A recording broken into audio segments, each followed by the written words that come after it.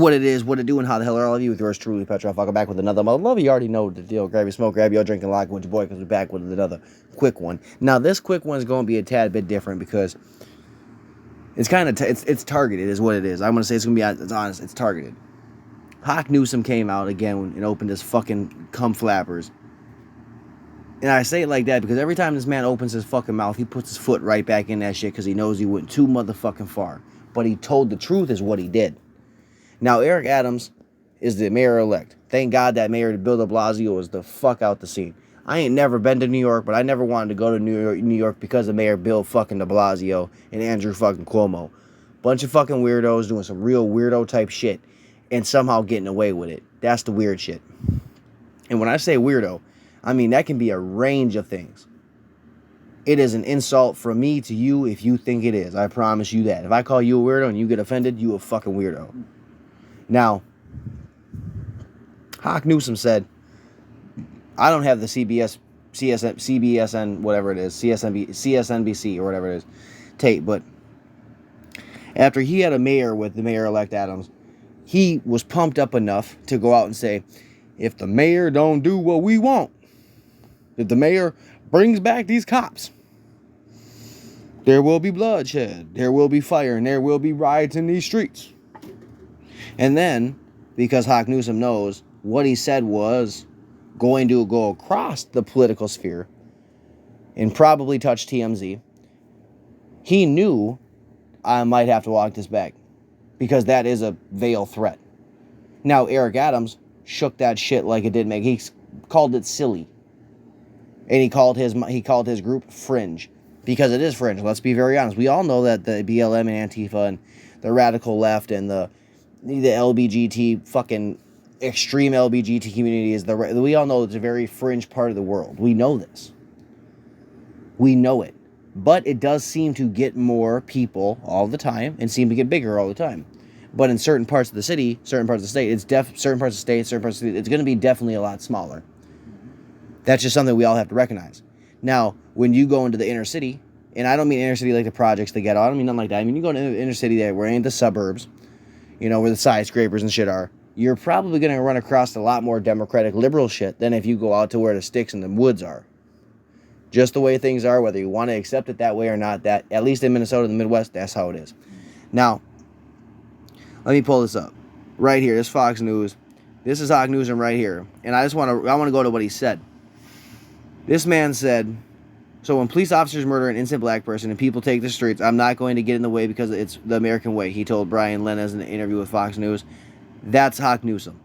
Newsome was clarifying the comments he made Wednesday after a tense meeting with Adams that touched on the police reform. After the sit-down, he told reporters if the Adams resurrects the anti-crime unit, there will be riots, there will be fire, there will be bloodshed. He said that. You said that to an ex-police captain and the new mayor-elect of the city, and you think you're going to have weight or you're going to have some pull? Now, in New York, that might fly, because that's New York, and New York is fucking weird like that. New York lets a lot of those elected officials get away with a lot of shit. They let a lot of those spokespeople in those cities get away with a lot of shit they shouldn't get away with. Now, Newsome said right here, how am I advocating for violence when I'm simply telling you what's going to happen? Very easy to say that you're not advocating violence when it's just going to happen. How do you know a riot's going to happen? How do you know that a fire is going to happen? How do you know that murder, bloodshed is going to happen? What if Eric Adams wouldn't put the anti-crime unit back in play without telling anybody? You wouldn't even fucking know. And how do you know that the anti-crime unit doesn't come back with some kind of reform so the Eric Garners don't happen again? I do not believe the dude should have lost his life for selling loosies. You want to sell loosely rolled cigarettes? You do what you're going to do. But I don't think you should have died because of it.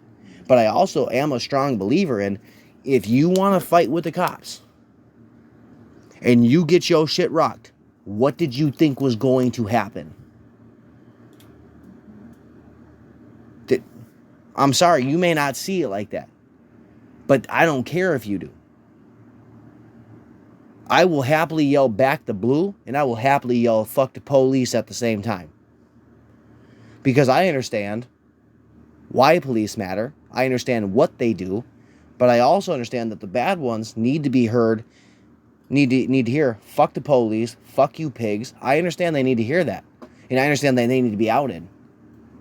But police have a certain amount of protections that whether we like it or not, they have those protections. So you might have to, just like we've all had a coworker at a job that has been there far too long and has been in enough trouble that they should be fired, but because they've been there a long time, it's hard to fire them. We've all seen it. So why would it be any different for the police? That's how I see it. You want to get rid of the bad ones? Get rid of the bad ones, but you can't punish the good ones in the meantime. It does not work like that. Now,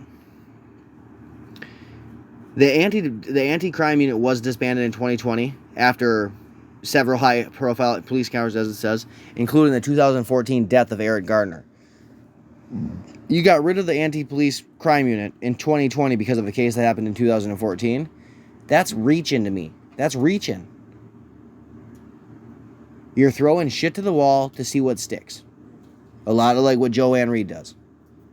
Or Joanne Reed. That's what she does. Throw shit at the wall. Same with Rachel Maddow. They throw as much shit as they can at the wall to see what sticks. And when he goes, this is one of the things that stuck. This is one that stuck for me. Stuck for me. When they come out into these streets and they're given free reign, which they're not given free reign, it's only a matter of time before they brutalize somebody or kill them. Someone's mother, father, sister, or brother. He said of the cops, when we have the next Eric Garner, the city's going to be on fire. Now see, as a leader of the city, why would you want to see the city on fire? Shouldn't you be against that? Shouldn't you be telling your people that if something like this happens, that you guys need to protest peacefully and non-violently? That the fires and the looting and the danger and the bloodshed did not get you anywhere? Because all it's gotten you is people you didn't want elected.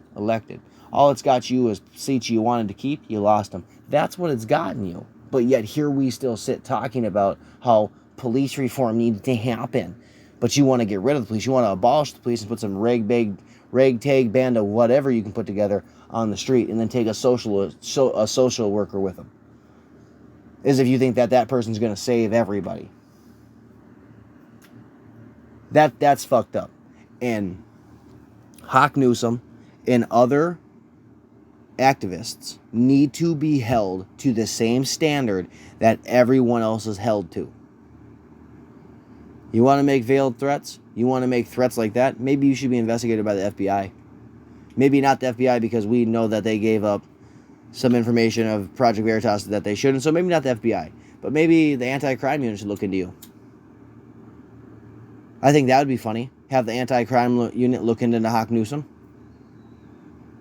I bet he wouldn't like it. I bet he would feel that he was brutalized. I bet he would have some outlandish tale to tell. And I bet all they'd have to do is knock on the door. But I say this because I thought it was really fucked up that he thought he was going to get out there, talk his shit, and somehow just wander away from it. You talked your shit, and you had a lot of people that were happy about it, and then you had a lot of people that were really pissed about it. Really upset with how you said it. Because it was a threat. And you can say, oh, that's just what's going to happen. But you're the co-founder, you're the leader. Shouldn't you be able to tell them not to do it and them not do it? But if you're the leader, the co-founder, and they still do it, you're not a very good leader and you're not a very good co-founder. That's just the bottom line. And on that note, y'all already know what it is. Stay blessed, stay safe. And fuck you, Hawk Newsome. Peace.